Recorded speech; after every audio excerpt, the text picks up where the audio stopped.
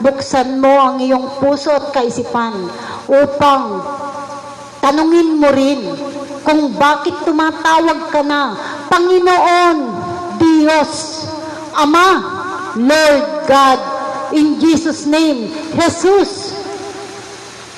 Bakit na mayroon pang nakukulam kung yan ay banal na iyong tinatawag? Tumawag din ako ng ganyan, kapatid.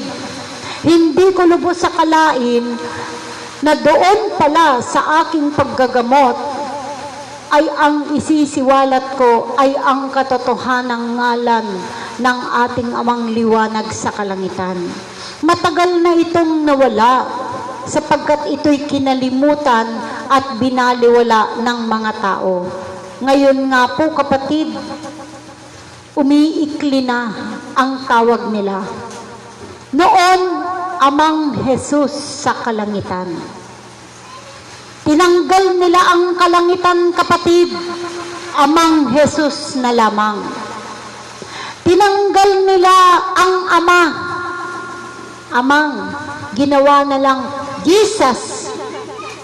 Amen, Jesus. In Jesus' name. Tama po ba?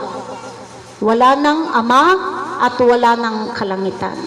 Ngayon, kapatid, ang mga kabataan, ano ang tinuturan? Papa G. Di mo pa? Si Papa G po, siya po, nag-pray po ako kay Papa G. Sino yun? Tama po ba, kapatid? Igalang po natin. Sapagkat magpakatalino ka lamang, kapatid. Sapagkat sa pagpapakatalino mo, ikaw na ay hindi mababato ng kalaban sapagkat matalino ka. Hindi ka kailanman malilinlang ng mga diablong itim na kalaban.